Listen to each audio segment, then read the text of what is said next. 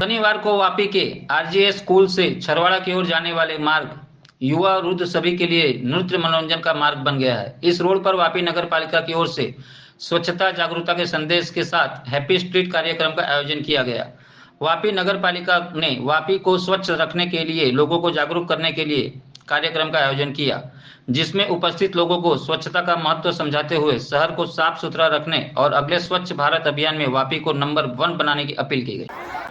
શું બોલે તો ગાય ઘાસ ખાય ભેંસ ઘાસ ખાય કેટલી વાર 5 ટાઈમ્સ गाय घास खाए भैंस घास खाए गाय घास खाए भैंस घास खाए गाय घास खाए। Thank you so much sir, thank you. हमारा इनको समझा तो सही। चलो हमारा खड़ा। आप लेट आए थे क्या? हाँ, इनका ध्यान ही नहीं है। आप लेट आए थे? मेरी गलत बात है ना, इवेंट में लेट नहीं आना। ત્યારે આપણે વાપીને એક સૌથી સ્વચ્છ નગર બનાવવાનો પ્રયાસ કરી રહ્યા છે, ત્યારે આવા પ્રોગ્રામ વાપીના દરેક વિસ્તારમાં થવાના છે અને આ વિસ્તાર સૌથી વધુ નસીબદાર છે કે સૌપ્રથમ પ્રોગ્રામ